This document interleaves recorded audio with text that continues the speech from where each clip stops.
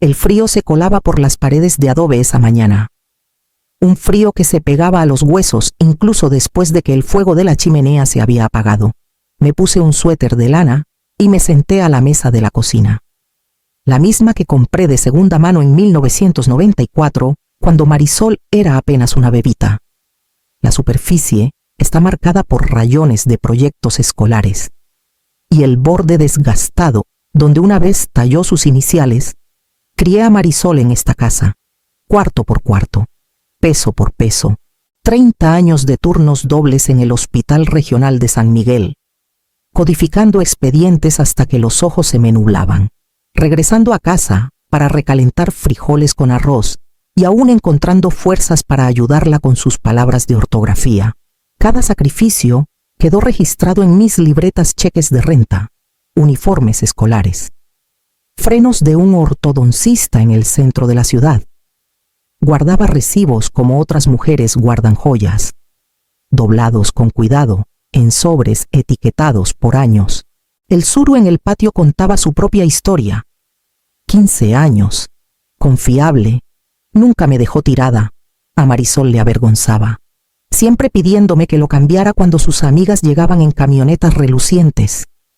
Yo me reía y le recordaba que estaba pagado, sin deudas, sin préstamos. Ella nunca vio orgullo en eso, solo carencia. Los sábados, cuando el trabajo me lo permitía, caminábamos por el jardín botánico de San Miguel, siguiendo los senderos que serpentean entre los cactus y las flores silvestres. Marisol corría adelante, sus trenzas brincando, mientras yo le gritaba que tuviera cuidado con las piedras sueltas. Esos momentos hacían que las noches largas valieran la pena, pruebas silenciosas y simples de que ella estaba segura y creciendo, pero últimamente el silencio se había vuelto inquieto. Marisol vivía en otro mundo ahora, uno de fotos filtradas y lujos prestados. En su celular veía destellos de exposiciones en la calle Allende, cenas en restaurantes que no podía pagar, subtítulos que decían: por fin tengo una familia que me entiende. Las palabras dolían, aunque me decía que solo eran una actuación para desconocidos. Aún así, una madre nota la distancia como una corriente de aire por una ventana rota. Estaba ahí en sus llamadas cortantes, sus visitas distraídas, su repentina fascinación con la nueva vida de su padre, y esa corriente nos llevó a ambos hasta la puerta del juzgado, donde todo lo que creía permanente sería puesto a prueba. El juzgado de distrito de Guanajuato se alzaba contra el cielo invernal como un bloque de cantera, pesado e inflexible. Subí los escalones con el peso de 3 décadas sobre mis hombros. Dentro, el salón olía ligeramente a madera vieja y cera para pisos. Me senté en una banca a la izquierda. Crucé las manos y traté de calmar el latido acelerado de mi pulso. Marisol entró con ellos, Rafael con su chaqueta bien cortada, moviéndose incómodo como si hubiera pedido prestada una confianza que no podía sostener, y Lorena deslizándose a su lado, tranquila y segura. Mi hija estaba entre ellos, con 30 años, pero de repente parecía más joven, con los ojos fijos al frente, evitando los míos. La voz del juez era firme, rutinaria. Señorita Torres, entiende que con esta adopción, usted elige ser reconocida legalmente como hija de Lorena Vargas. Marisol asintió sin dudar. Sí, señor juez. Ella ha sido la madre que siempre necesité. Las palabras golpearon más fuerte que cualquier mazo. Los labios de Lorena se curvaron en una sonrisa contenida, no triunfal, más bien como la satisfacción de ver el papeleo encajar. Las manos de Rafael se movían nerviosas, traicionando su incomodidad, pero no dijo nada. Quise levantarme, recordarle a Marisol las visitas nocturnas al hospital, cuando la cargué en una tormenta de nieve hasta urgencias, los cumpleaños celebrados con pasteles horneados después de turnos de medianoche, pero la adopción adulta no requería mi consentimiento. Yo era solo una espectadora mientras mi papel se borraba. El juez firmó, y el mazo dio un golpe seco, breve como un requiem. Listo. Marisol se giró hacia ellos y abrazó a Lorena con una ternura que nunca me había mostrado en público. En el pasillo, vi a Lorena arrodillarse para consolar a su sobrina, secándole las lágrimas con una suavidad sorprendente. Sabía actuar bien el papel de madre. Y tal vez eso era lo que Marisol anhelaba. Me ajusté el abrigo y salí al aire frío del centro de San Miguel, con las campanas de la parroquia de San Miguel Arcángel sonando débilmente al otro lado de la plaza, y supe que salía llevando solo el silencio de una madre que ya no era necesaria. La casa estaba silenciosa cuando regresé del juzgado. Un silencio que parecía apretarme las costillas. Colgué mi abrigo en la silla y miré la pila de recibos que dejé en el mostrador esa mañana, como si aún pudieran probarle algo a alguien. Mis manos temblaron cuando marqué a Antonio Salazar, el abogado que había manejado los asuntos de mi madre desde antes de que naciera Marisol. Me conocía desde que era adolescente en Dolores Hidalgo, cuando mi madre aún enseñaba en la secundaria. Su voz fue cálida pero cautelosa al contestar.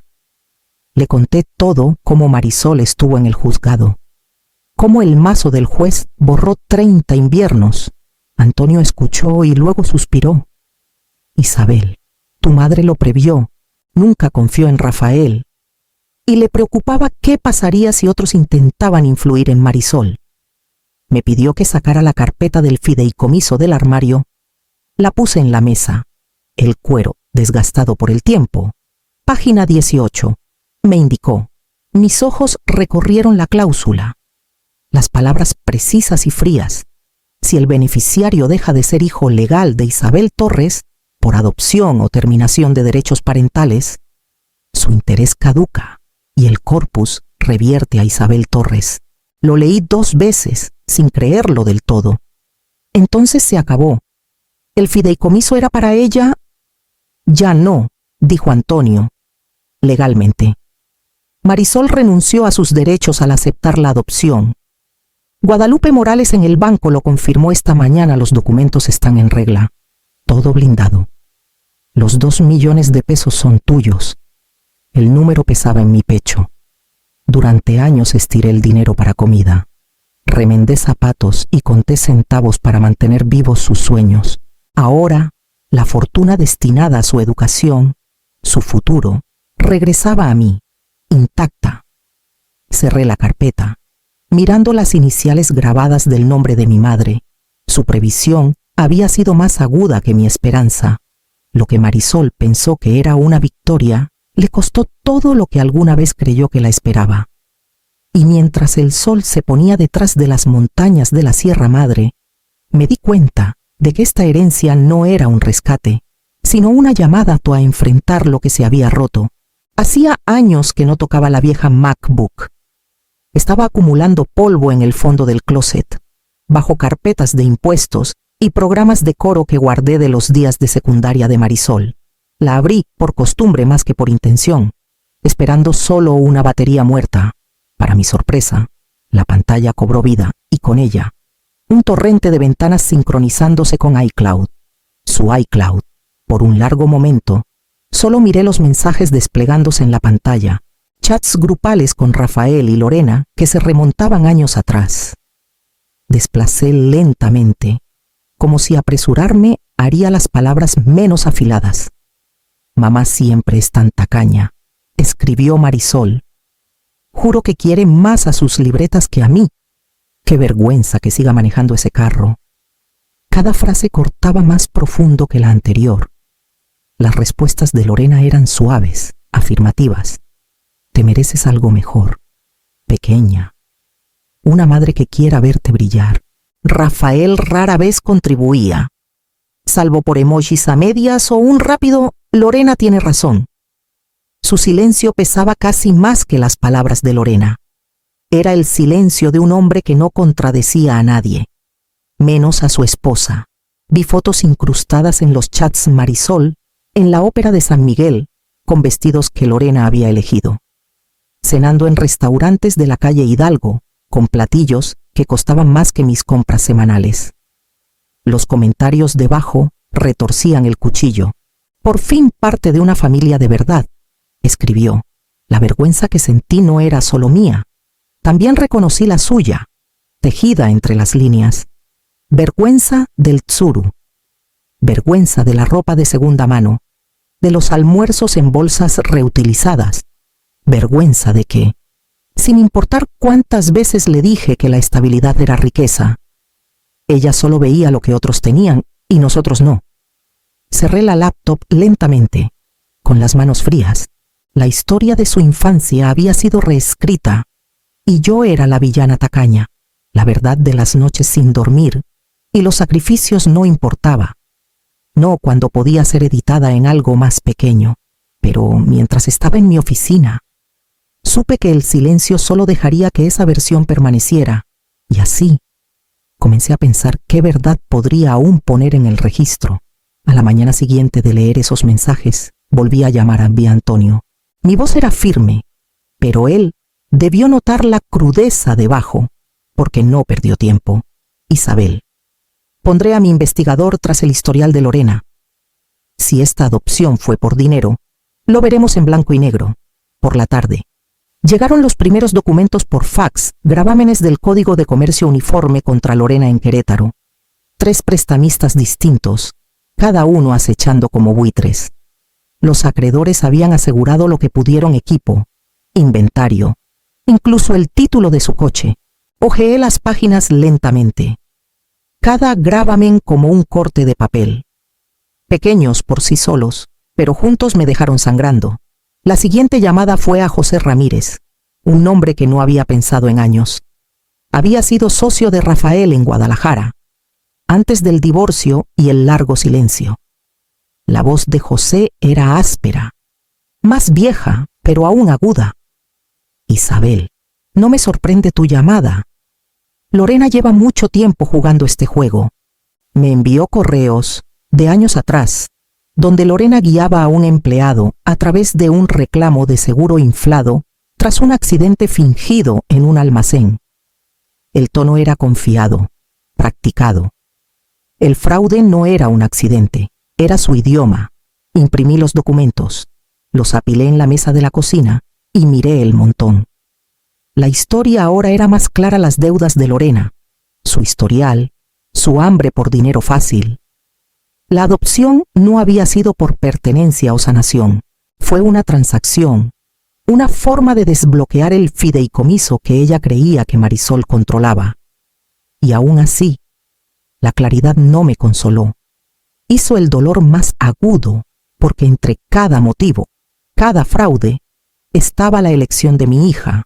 Marisol había entrado a ese juzgado por voluntad propia. Creyó en la promesa de una familia que brillaba más que la mía. Quise correr a su puerta, sacudirla por los hombros y decirle lo que había perdido, lo que le habían robado. Pero también sabía que una verdad revelada con demasiada dureza puede destruir en lugar de salvar. Quería que ella diera un paso atrás del precipicio por sí misma, no que la empujaran al cañón. Reuní los papeles en una carpeta ordenada, los guardé en mi maletín y me dije que llegaría el momento de decidir si estos documentos serían armas o un salvavidas. Necesitaba aire antes de enfrentar nada. Esa semana, manejé hasta el Parque Nacional El Cimatario y subí hasta que la ciudad se extendía debajo de mí. Tejados de adobe y la plaza pequeños contra la Sierra Madre, paso a paso.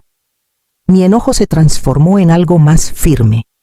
No subía para escapar, subía para recomponerme. Al bajar, tomé decisiones. Un traje, bien entallado por fin. Lo llevé a una sastrería cerca del centro. La costurera pasando las manos por la tela y asintiendo con aprobación. Durante años usé lo práctico, lo útil. Esta vez quería estar donde nadie pudiera descartarme como pequeña. Reservé el salón de eventos en el Hotel Casa Blanca bajo el nombre Celebración de Adopción. La ironía no se me escapó. La plaza afuera había sido testigo de siglos de ceremonias y ajustes de cuentas. También sostendría la mía. Las invitaciones salieron discretamente unos primos: Antonio, Guadalupe, José, incluso algunos dueños de galerías de la calle Hidalgo que conocían tanto a mí como a Lorena. Y por canales que no mencioné, dejé que la voz llegara a sus prestamistas. El champán gratis era carnada suficiente. En la mesa de la cocina, preparé 2 presentaciones. Una era contenida, llena de años de recibos, fotos y verdades suaves, el libro mayor de una madre que dio todo lo que pudo. La otra era implacable deudas, fraudes, mensajes, cada documento que probaba el diseño de Lorena y el silencio de Rafael. 2 mazos, 2 caminos, pero el papel no era suficiente. Tomé una hoja de papel carta y comencé una carta a Marisol, escrita con la mano lenta y cuidadosa que usaba para firmar sus permisos escolares. Le conté lo que recordaba sus fiebres, su primera vez en bicicleta por la calle Aldama, los almuerzos envueltos en papel encerado porque el dinero escaseaba. Sellé el sobre y lo guardé en la carpeta marcada para el atril, para cuando terminé de preparar todo. El salón ya no se sentía como un escenario para ellos, se sentía como mío. Y yo decidiría qué historia se contaría allí. El salón del Hotel Casa Blanca brillaba con la luz de la tarde, las ventanas enmarcando las torres de la parroquia y el bullicio de la plaza abajo. Me paré en el atril con mi carpeta, el murmullo de la conversación bajo, pero inquieto. Marisol estaba cerca del frente con Lorena y Rafael, su mesa pulida, sus sonrisas frágiles. Sentía mi corazón empujar contra mis costillas, pero mis manos se mantuvieron firmes al abrir el primer mazo. 30 años, comencé, mi voz resonando más de lo que esperaba. 30 años llevando el registro. La pantalla detrás de mí se iluminó con libretas escaneadas, pagos de colegiaturas a la escuela secundaria Allende, facturas del ortodoncista en el centro, recibos de excursiones Querétaro, Teotihuacán, cada permiso firmado en mis horas de comida. Clic de nuevo, fotos del Tsuru, siempre estacionado frente a nuestro adobe, siempre arrancando incluso en el frío de febrero. Esto, dije, es lo que di en lugar de vacaciones y carros nuevos. No es glamoroso, pero es constante, confiable, cada centavo registrado, porque así sobrevivimos. El salón estaba en silencio, los dueños de galerías inclinando la cabeza, los prestamistas atentos. Pasé la página a un memorándum jurado firmado por Guadalupe Morales. Y esto, continué, es lo que nadie aquí consideró. Cuando Marisol aceptó la adopción adulta, dejó de ser mi hija legal. Bajo el fideicomiso redactado por mi difunta madre, su estatus como beneficiaria terminó. El corpus completo revierte a mí. Un murmullo recorrió las mesas. La risa de Lorena sonó aguda. Trucos de papel. ¿Crees que una cláusula borra 30 años de abandono? Abrí la segunda carpeta. Entonces veamos otro papel. El proyector mostró los gravámenes contra el nombre de Lorena, 3 acreedores, saldos detallados. Luego los correos de José, con Lorena guiando un reclamo de seguro inflado. Finalmente, una grabación de Lorena presionando a Rafael. Consigue las firmas rápido. Una vez presentado, el dinero llega. Rafael se hundió en su silla mientras su propia voz murmuraba acuerdo. Hice una pausa. Luego saqué el sobre escrito a mano de mi carpeta. Pero esto es lo que vine a leer. Mis palabras se ralentizaron, deliberadas. Le conté a Marisol sobre llevarla a urgencias en una tormenta de nieve, sobre comer barras de granola en el estacionamiento para poder salir temprano del trabajo para su recital de coro, sobre fiebres de medianoche calmadas con paños fríos mientras susurraba promesas que no recordaría. Sus ojos se humedecieron, aunque mantuvo la barbilla alta. A nuestro alrededor, los prestamistas de Lorena se movían. Uno se puso de pie, agitando un papel. Un dueño de galería murmuró sobre un contracargo. El encanto de Lorena se fracturó. Rafael presionó ambas palmas contra la mesa como si se preparara para un colapso. Cerré la carpeta. Elegiste otra madre. Acepto tu elección y te libero. De mi cartera, no de mi corazón. Me alejé del atril. Detrás de mí, las voces subieron, algunas acusadoras, otras rotas. Delante, las puertas se abrieron a la luz de la plaza y caminé hacia ellas sin mirar atrás. En las semanas posteriores al salón, los susurros de la plaza se convirtieron en demandas. Antonio me llamó para decirme que al menos 2 de los prestamistas de Lorena habían iniciado acciones civiles. Sus abogados rondando sus cuentas como buitres. Los documentos de José llegaron a las manos correctas y de repente, la sonrisa practicada de Lorena ya no podía comprarle tiempo. Rafael llamó una vez, su voz tensa y cansada, ofreciendo mediación. Le dije que no tenía interés en sentarme en otra mesa con personas que ya habían vendido mi lugar una vez. No necesitaba venganza. Los sistemas, una vez en marcha, hacían su trabajo. El nombre de Lorena apareció en el registro del condado más de una vez. La mujer que alguna vez flotaba en las aperturas de la calle Hidalgo, ahora corría por prórrogas y explicaciones. Marisol también sintió el suelo moverse. Su programa de posgrado envió una carta aplazando su admisión hasta que se procesara nuevo papeleo financiero. Mi retiro de apoyo desencadenó una revisión estándar y la universidad requirió documentación de su nueva madre legal. Era solo un trámite, nada personal, pero el efecto fue brutal. Las promesas de Lorena no podían llenar esos formularios. No presenté cargos, aunque podría haberlo hecho. Fraude, conspiración, había muchos hilos que jalar. En cambio, elegí la quietud. La verdad ya tenía peso. No necesitaba añadir mi mano a la balanza. Una tarde, caminando por el mercado de artesanías, vi a Marisol sentada en una banca cerca de las vías del tren. El tren de Querétaro redujo la velocidad en el depósito, su claxon resonando en los almacenes. No me vio. Sus hombros estaban encorvados, su celular en el regazo, los ojos fijos en la nada. Parecía mayor de 30 y también más joven, como una niña que finalmente aprendió que nadie vendría con un paraguas. Seguí caminando.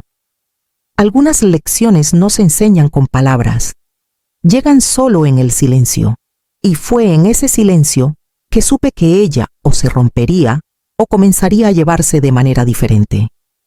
La primavera llegó con los lirios floreciendo a lo largo del antiguo canal, su aroma entrando por mis ventanas abiertas. Estaba ordenando recibos del invierno cuando sonó el timbre. A través del cristal, vi a Marisol en el porche.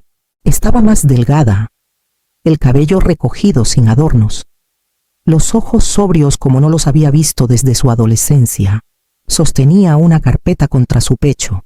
Cuando abrí la puerta, no se lanzó a excusas. En cambio, se sentó a la mesa de la cocina y deslizó la carpeta hacia mí. Dentro había hojas de cálculo, presupuestos para vivienda, colegiaturas, trabajo de medio tiempo, cada columna equilibrada hasta el último peso. Te culpé, dijo en voz baja. Me avergonzaba del tsuru, la ropa de segunda mano, los almuerzos en bolsas cafés. Lorena hizo que fuera fácil creer que sufría porque tú no dabas. Pero ahora veo que estabas dando todo. Solo estaba demasiado orgullosa para llamar lo suficiente. Escuché, pero no dejé que sus palabras borraran las cicatrices. Las disculpas sin límites me habían roto antes. Cuando terminó, puse mi propia carpeta en la mesa. Si quieres ayuda, no serán regalos. Será un préstamo 3% de interés. Promedio arriba de 3.520 horas de trabajo a la semana. Reportes mensuales y una cláusula cualquier. Desprecio anula el acuerdo. Marisol asintió, casi con alivio, y sacó una pluma de su bolsa. Firmó antes de que siquiera empujara el papel hacia ella. Vi en su rostro que no buscaba castigo. Buscaba estructura, tal vez incluso dignidad. Archivé el contrato firmado en mi armario y la miré al otro lado de la mesa, sabiendo que esto era solo el comienzo de lo que significaría reconstruir. Para el verano, el ritmo entre nosotras se asentó en algo funcional. Marisol enviaba sus reportes a tiempo, cada uno pulcro y preciso. Había tomado un trabajo de medio tiempo en una galería de la calle Hidalgo, contestando teléfonos y catalogando impresiones. Y sus calificaciones del primer semestre fueron impecables, puras A, un 4. cero que le hizo sonrojarse de orgullo silencioso cuando me lo mostró. Yo también me sentía más ligera. Caminaba por los senderos de la Huasteca los fines de semana, con la vista extendiéndose al oeste hacia la Sierra Madre, y por primera vez en décadas, me permití planear viajes solo para mí. Conduje al norte a Teotihuacán, caminando entre las ruinas de las que mi madre me hablaba en historias, sintiendo la paciencia de la historia en cada piedra. Abrí una cuenta de ahorro en el banco, una promesa silenciosa de que la disciplina no terminaba cuando una hija se iba de casa.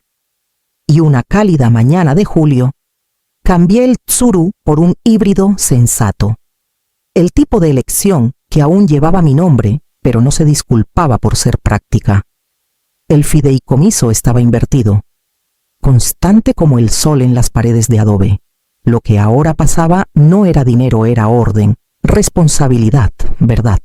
Una tarde en la plaza, Marisol caminó a mi lado. No exactamente del brazo, pero en sintonía, yendo en la misma dirección,